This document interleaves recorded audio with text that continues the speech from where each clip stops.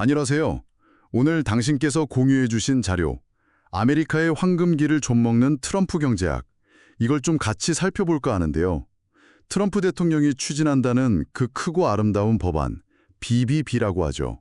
이걸 두고 시장 기대감도 있는데, 그 이면에 장기적인 위험은 없을까? 이런 걸 다룬 글입니다.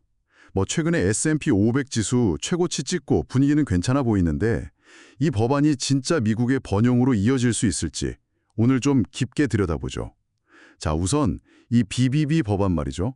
언뜻 보면 트럼프 일기 때 감세안 연장하는 거니까 뭐랄까 좀 익숙한 공화당 정책 같기도 하고요. 그래서 그런지 기업 리더들도 트럼프 행정부 가능성을 다시 좀 진지하게 보면서도 근데 그 말을 다 고지고대로 들을 필요는 없다.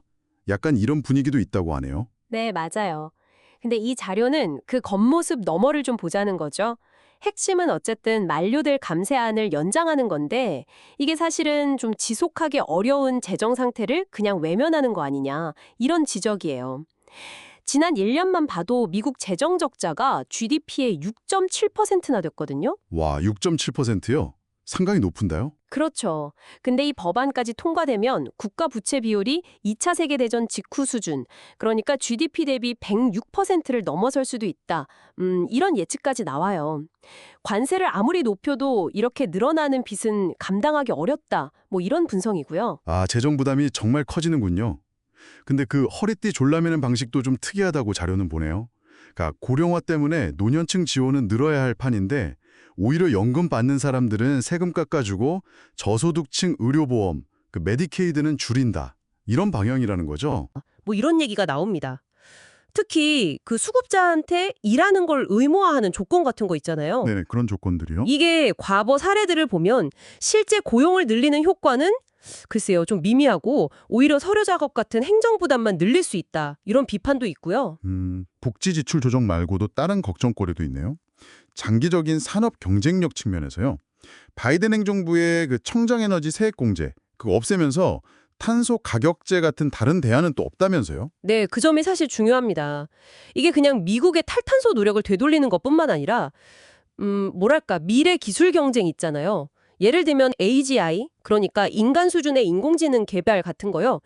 여기에 전력이 엄청나게 필요할 텐데 이 경쟁에서 재생에너지의 중요성을 놓치는 거 아니냐 이런 분석이죠. 하긴 전력 문제가 진짜 중요해지겠네요. 그렇죠. 그리고 행정부가 내세우는 성장률 전망, 4년간 5% 성장한다. 이것도 좀 의문이라는 거예요. 왜냐면 기존 감세안 연장하는 건 새로운 부양 효과가 크지 않고 관세는 오히려 성장을 막을 수도 있고요. 무엇보다 지금 금리가 예전 감세 때보다 거의 3배나 높거든요. 김리 수준이 완전히 다르군요. 네. 그래서 미국 중앙은행 연준이 통화 정책으로 이런 재정 완화 효과를 상쇄시켜 볼 가능성도 꽤 크다고 보고요. 결국 이렇게 정부가 빚을 많이 내면 장기적으로는 민간 투자를 위축시킬 수 있다. 이런 얘기군요. 정부가 돈을 너무 많이 빌려가면 기업 쓸 돈이 줄어드는 그런 효과 말씀이시죠. 그렇습니다.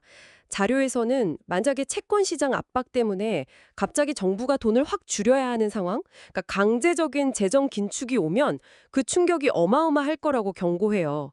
골드만삭스 분석을 인용했는데 만약 이 긴축을 한 10년 더 미루잖아요? 네.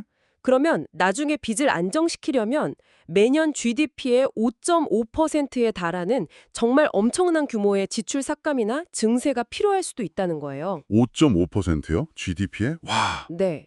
이게 어느 정도냐면 과거의 유로존 재정위기 때 나라들이 겪었던 긴축보다도 더 심한 수준일 수 있다는 겁니다. 정말 심각한 경고네요. 그럼 이 분석들을 다 종합하면 뭘까요? 오늘 본 자료는 그러니까 시장은 지금 단기적으로 좀 안도하는 것 같지만 이 전체적인 BBB 법안 같은 경제 정책이 길게 보면 미국의 경제 기반을 서서히 갉아먹을 수도 있다. 이런 경고인 셈이네요. 맞습니다. 단순히 부채 문제만도 아니고요. 연준에 대한 정치적 압력이라든지 과학 연구 예산 삭감 가능성, 법치주의 논란, 또 예측하기 힘든 무역 정책 같은 다른 요인들하고 맞물려서요. 이런 것들이 복합적으로 미국의 장기적인 위험을 키우고 있다. 이렇게 분석하는 거죠. 그러고 보니 최근에 달러 가치가 좀 떨어졌다는 얘기도 있던데 그것도 혹시 이런 장기 위험에 대한 시장의 우려를 좀 반영하는 걸 수도 있겠네요. 네. 자료에서도 그럴 수 있다고 덧붙이고 있습니다. 그래서 오늘 논의를 바탕으로 청취자 여러분께서도 한번 이런 질문을 던져보시면 어떨까 싶어요.